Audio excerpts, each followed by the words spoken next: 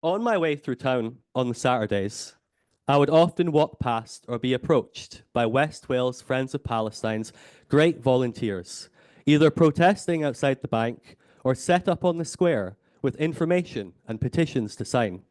To me, they are easily one of the most obvious and publicly active groups in this area, and so I reached out to them to ask for information and whether they wanted to help. West Wales Friends of Palestine are connected directly to the situation in Gaza and have been running several projects over many years. Last year, they did a very informative and moving presentation called Janine Voices. And today they will be updating us again on how things have been unfolding over the last year, only this time in the Gaza Strip. Today would not be the same without them here. They give us a direct and meaningful connection to the ongoing situation in Gaza. I can't say how thankful I am to have them with us today. So let's please all welcome West Wales Friends of Palestine to the stage. So some of you may remember us from last year, but we are West Wales Friends of Palestine.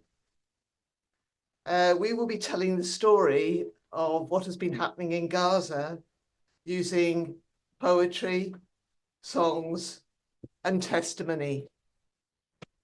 And we're going to begin with a poem, but then after that, Ride here, who is from Gaza and whose family is in Gaza, will be talking about their experiences over the last year. But we're going to begin now with a poem. Thank you.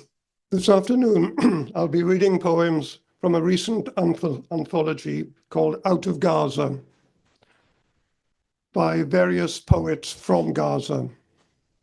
Dom was mentioning the bookshop that was raided by Israeli military in occupied East Jerusalem. They not only arrested the owners of the bookshop, took them into custody into a very nasty prison, they also confiscated the entire stock of books that displayed the Palestinian flag. So this book that I'll be reading from this afternoon would not be available for you to purchase in Jerusalem today. The first poem I'm going to read is by Samwa Sabawi, a playwright, author, and poet. It's called Questions the Media Should Ask the People of Gaza. How do you bury your dead when you're still running for cover? How do you shelter from the bombs when they follow you like your shadow? How do you dig through rubble in worn sandals and bare calloused hands? How do you put together all the pieces of your loved ones? Do you start with the head or the toe? And do you always know where all the pieces go? How do you operate on the wounded with no hospitals or anesthetics? How do you shelter at UN schools when they are bombed targets? How do you cook with no food, no fuel, and no electricity? How do you wash without taking your clothes off? Are you that afraid of being pulled from beneath the rubble naked? How do you read to your little ones bedtime stories? How do you shout them louder than the airstrikes? How do you calm night and day terrors? How do you tell them monsters don't live under the bed or in the closet, but that monsters now occupy the sky? How do you explain when you write their names on their arms and legs? How do you tell them you want their corpses to be recognized? How do you worship after the bombing of your churches and mosques? And how do you still pray? And how do you still believe there is a God? How do you drink contaminated water? How do you share a toilet with 50 other families? How do you go to sleep with eyes wide open? How do you walk through massacres with eyes wide open? How do you wish to die so someone could close your eyes? How do you say goodbye knowing it's the last time? How do you breathe when every heartbeat aches? How do you find a light in this long, dark night? How do you find courage when our world is cowardly? How do you see with debris in your eyes more clearly than our heads of state? How do you find faith? How do you find hope? How do you not give up on humanity? How do you cultivate life every single day inside death's cradle?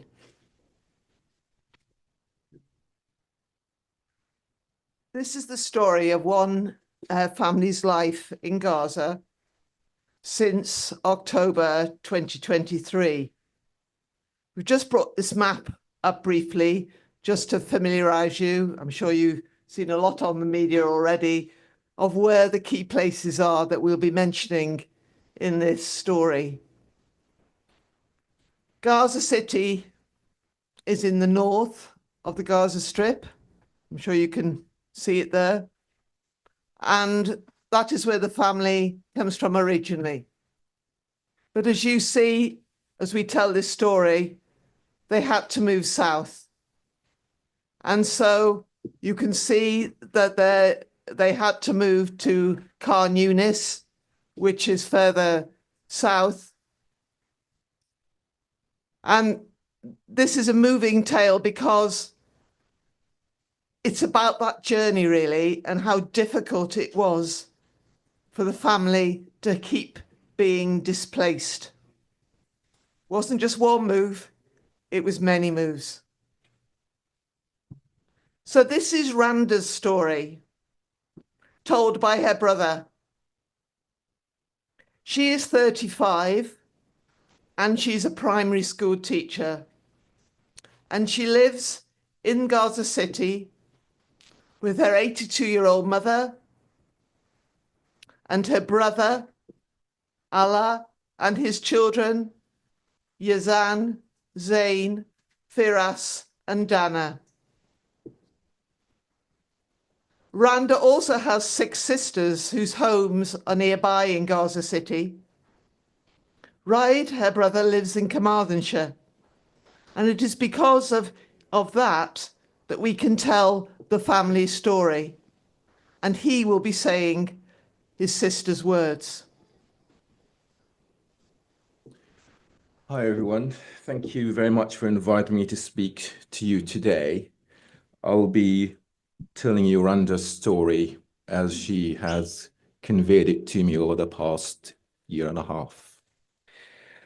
As Sue has told you, we live on the eastern part of Gaza, not far from the border. The house we live in, we've got a fairly big family, is where my grandparents lived, and it's where my father was born. Every house, almost every house in Gaza, has one of these keys that you can see. These are keys that are passed on from generation to generation. We have one of them in our house that my grandparents have given to my father. And it's a key to their house that was in Haifa, which is now Israel. We don't know what happened to their house. We've never been back there.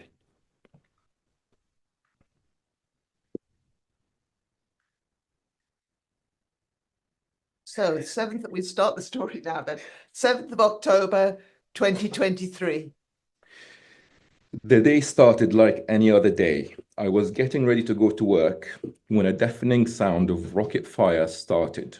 From the sound of the rockets, it was clear to me that this was rockets fired by the resistance.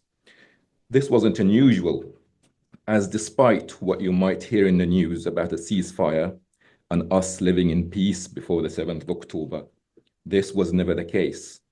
Gaza was regularly bombed, and this is normally followed by the resistance firing a few rockets in response. However, this time it was different. The rockets did not stop. We did not know at the time that this moment was going to change our lives. 8th of October.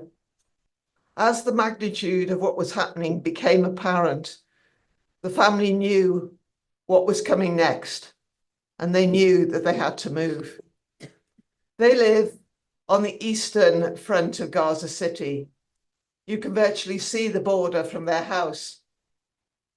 The neighborhood of Al-Shajaya has always been the first to be invaded whenever there was an incursion by the Israeli army. So they decided to move further west to stay with one of Randa's sisters, who lives only a mile down the road. They took a few blankets with them. Her sister had only a modest house, but all 8 of them could be accommodated if they slept in one room. 9th of October. It was not long before the bombardment became very intense in our neighborhood and houses around us were being reduced to rubble. We could hear the screaming of people in nearby houses after they were being bombed.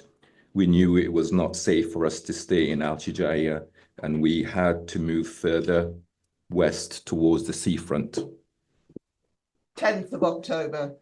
My brother has a flat overlooking the sea, which we always used as a place that we could go to during previous wars.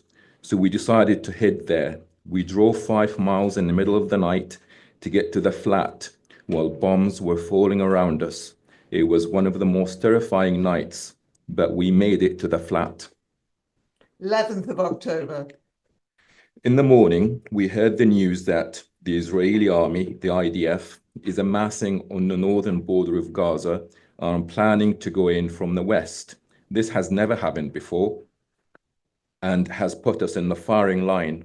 Soon after the bombardment of the western part of Gaza started, we watched as nearby high-rise buildings were being specifically targeted and collapsing into rubble in front of us. This is a poem by Fareed Bitar. Born in Jerusalem in 1961, she is now a Palestinian American, a poet and a painter. It's called The Journalist. At the crack of dawn, rushing to watch the update on Gaza, a friend shares a post from Al Jazeera.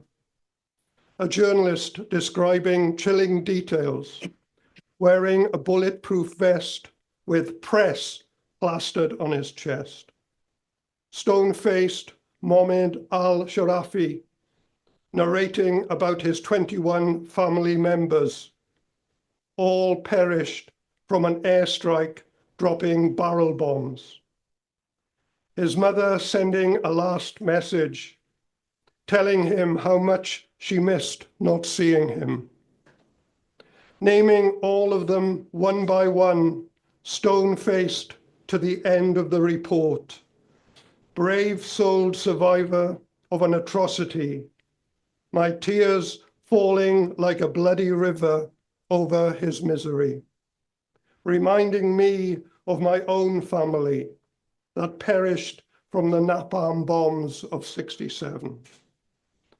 Watching hundreds of naked men ordered to kneel down blindfolded in the carnage of destroyed streets, stripped of their dignity. This enemy is insisting to relive days of Warsaw ghettos from World War II. Vengeance is their calling. The world can't seem to stop this moral army till they are satisfied of spilling so much blood, till they keep killing the children of the future. I can't seem to stop screaming. They knew then that they couldn't stay at the flat either. This flat had been their sanctuary in previous years, but not this time. At this point, they were exhausted, having not slept the night before, but they knew that they had to move again, and they had to do it fast. My mother was extremely concerned about my 6 sisters and their families, and we wondered if they made it out okay. But we knew they made it out, but we didn't know where they were and where they moved to. The question for us then was, where do we go? Where is safe? The IDF also issued an evacuation order for everyone in Gaza City to head south. 12th of October. Luckily, her brother Allah had a friend who lived in Khan Yunis, the third largest city in the Gaza Strip and is further south. They therefore got in the car and headed to Khan Yunis. 13th of October, and then this went on until January 2024. We stayed in this house for 4 months. Life there was very hard.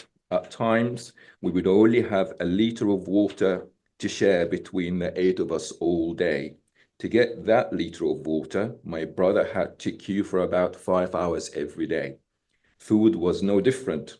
One day, we only had one large piece of bread and we had to divide it between the 8 of us.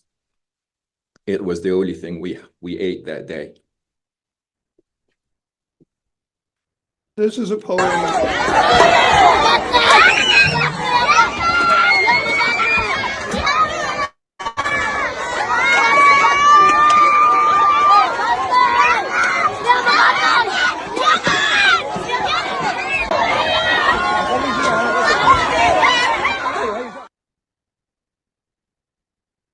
This is a poem by Mohammed Musa, a Palestinian poet and journalist born in Gaza. His mother, father, 2 sisters, and their grandson killed in Jabalia camp. The poem is called Gaza Children Play in Cemeteries. Gaza children are being killed in cemeteries. If they ask the kids, they won't tell you that they wanted to play amongst the dead. They just thought they could play anywhere. If you ask the dead, it may not matter if the children intrude on their eternal slumber. When they trample their sandy graves with their bare feet, it's not polite for the assassin to attack the dead while their graves are scorching on a summer's noon. Gaza children always thought it was safe to play in a cemetery. They thought that there was no difference between a cemetery and a playground, and they played until they tenanted the tombs in shreds. Here on, there are no playgrounds for Gaza children, and cemeteries are always available.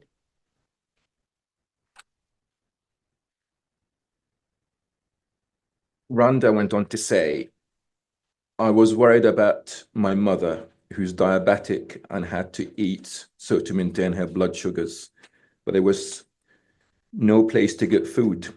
Everyone was in the same position as us. Everyone was thirsty and hungry and terrified. Even the lines for food and water were regularly targeted and bombed. I hugged my brother every day before he left to find water and food. As I didn't know if he would come back. But we had to do it. He had no choice. I watched my mother grow weaker and weaker. Controlling her blood sugars became more and more difficult. She ran out of her diabetic tablets, and there were no pharmacies left to get any kind of medicine. The pharmacies were either bombed or ran out of medicine.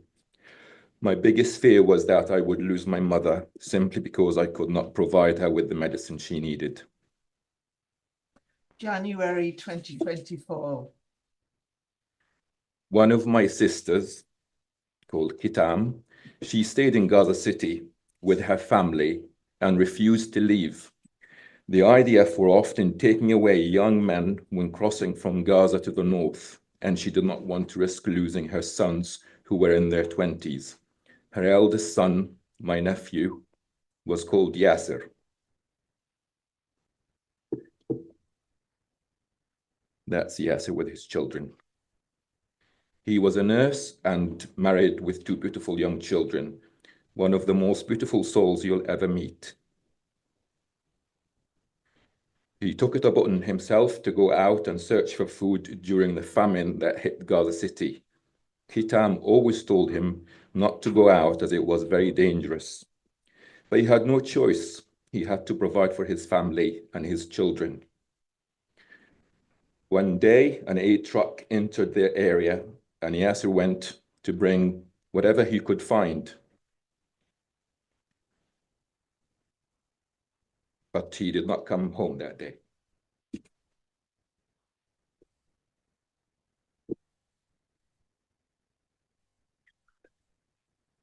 Can you read the next section, please? He was targeted by a drone on his way home and was killed instantly. A bag of flour was found next to his body. He left behind a beautiful wife and two wonderful children, aged 4 and 6. We all just cried and cried and cried more for not being able to be there for my sister. I wanted to give her a hug, but I couldn't. This is a poem by Rifat Alaria, Palestinian writer, poet, professor, and activist from Gaza. In 2023, he was assassinated along with his family when the IDF, the Israeli Defense Force, surgically bombed his apartment. Rafat Alaria, if I must die. If I must die, you must live to tell my story, to sell my things, to buy a piece of cloth and some strings, make it white with a long tail, so that a child somewhere in Gaza, while looking heaven in the eye, awaiting his dad, who left in a blaze and bid no one farewell, not even to his flesh, not even to himself, sees the kite, my kite you made, flying up above, and thinks for a moment an angel is there, bringing back love. If I must die, let it bring hope. Let it be a tale. January to April 2024. The bombardment of Khan Yunis intensified and the explosions close to the family every day.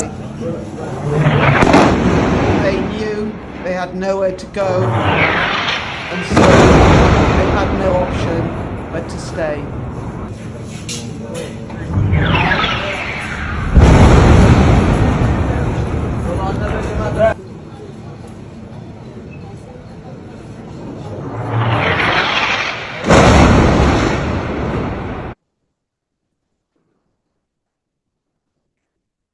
A few weeks later, my auntie, my mother's sister, who also moved to Deir al-Balah, needed urgent medical attention as she suffered from lung problems. She was taken to the only functioning hospital in Deir al-Balah by her daughter. She couldn't walk far due to her lung problems, so they managed to get her a lift to the hospital. Sadly, the car she was in was bombed on her way to the hospital. My cousin was injured badly, but my auntie didn't survive.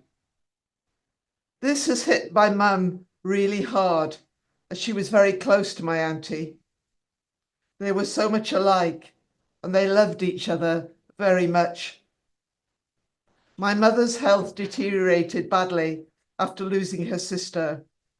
She refused to eat and lost a lot of weight, and her diabetes became very difficult to control. And at times, I thought I was going to lose her. She had lost her grandson, and within weeks, she had lost her sister. It was all too much for anyone to cope with. However, there was no doctor to call, no hospital to take her to, but she soldiered on. April 2024. We stayed in Khan Yunis until one night while we were sitting in the dark chatting and getting ready to go to bed. Suddenly, there was a flash of light and a massive bang. The whole house was filled with smoke, and the ground was covered in broken glass and debris as the windows were blown in. Everyone was screaming and trying to find each other. We ran out of the house and realized that the house next to us was bombed. We heard the screams of people under the rubble shouting for help. We did not know what to do at this point. We knew it was not safe to stay at this house, but moving at night was very dangerous, especially for cars, as they were regularly targeted. We decided to get in the car and drive in pitch black with the headlights off, so not to be seen by the drones flying overhead. We knew this would provide us with little protection, as the drones used night vision cameras, but we had no choice. We prayed, we got in the car, not knowing where we were going. They resorted to stopping the car every now and then and knocking at doors to see if someone had any space for them. The answer was always the same. Sorry, this house is full. They drove most of the night, navigating rubble-filled streets, trying to find somewhere to stay. All the 8 of them were in one car. The kids were constantly crying and asking, "Are we going to die?" Randa had to be brave and reassure them and tell them that they didn't bomb cars, just houses, and that we were safe in the car. They eventually found a house where the answer was, "Yes, there is space. Come in." May 2024. We stayed at this house for a couple of weeks before an evacuation order was issued for the area we were in. At this point, we all lost the will to live and just wanted it to end. Dying at this point was probably an easier and more humane option for everyone. This is a poem by Dareen Tatur, Palestinian poet, photographer, filmmaker, and political activist. I will not die. I will keep dreaming as long as I live, as I long as I want. This is how I live. The dead are those who do not dream. I will not stop my dreams. No, I am staying. I will not die. May 2024.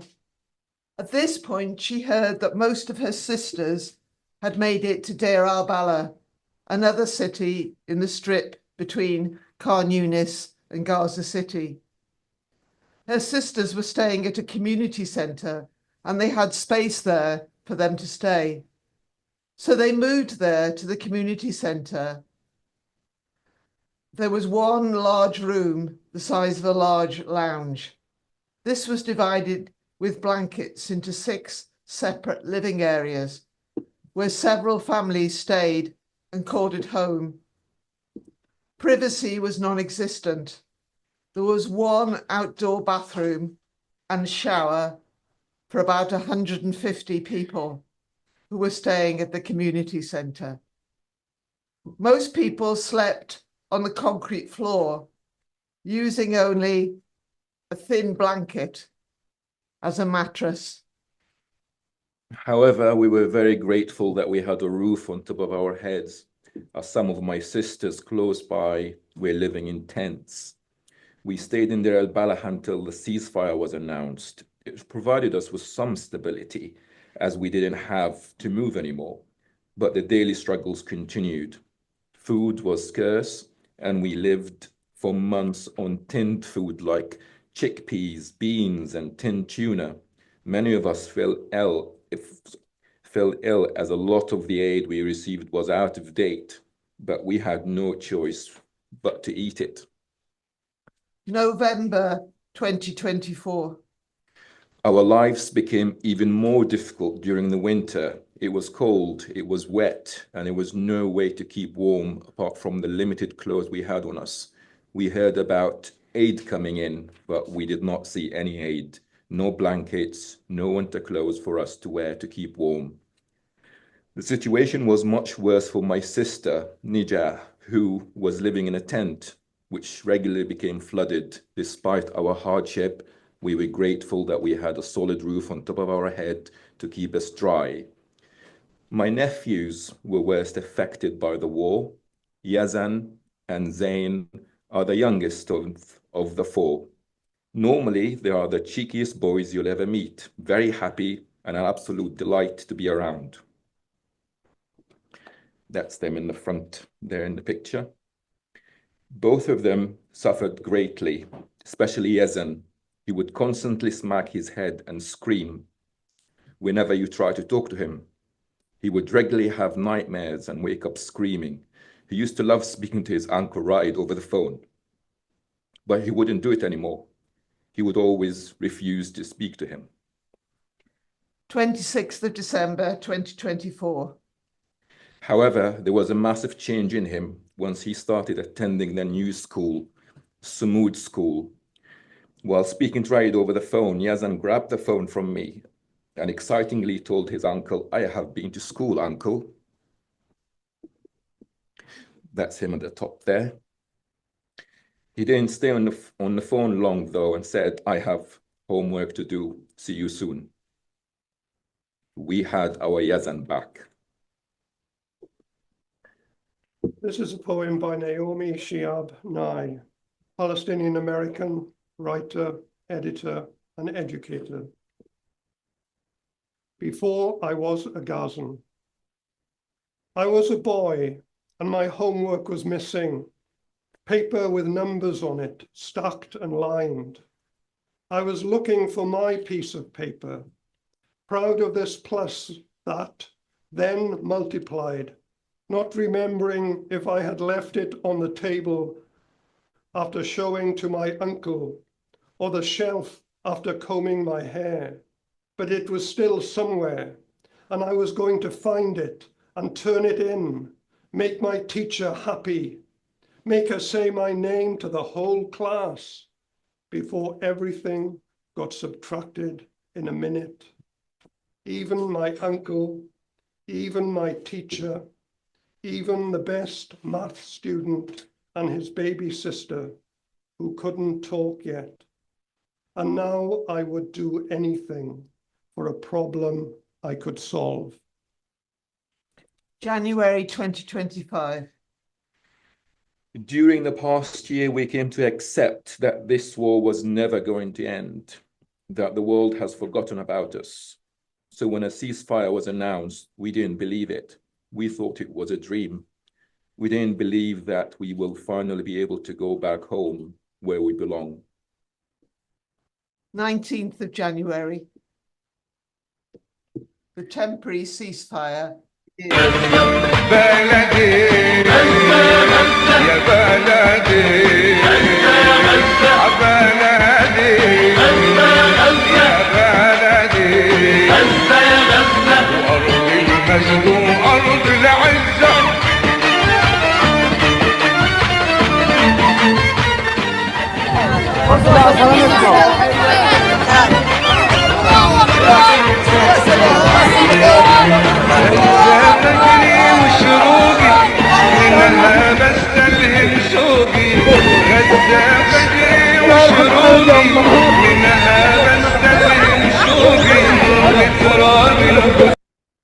We didn't really know what we were going back to, but we knew it was not going to be as it was before. What we found was a city that has been reduced to a pile of rubble. Our house has been severely damaged. Two of my sisters have lost their homes completely and have erected tents next to the rubble, and it is where they live now.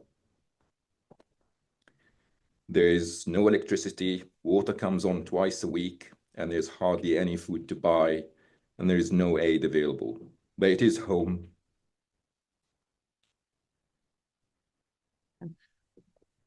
And we will never leave it again. One of the family who had stayed in Gaza City returned to his house an hour after the ceasefire started.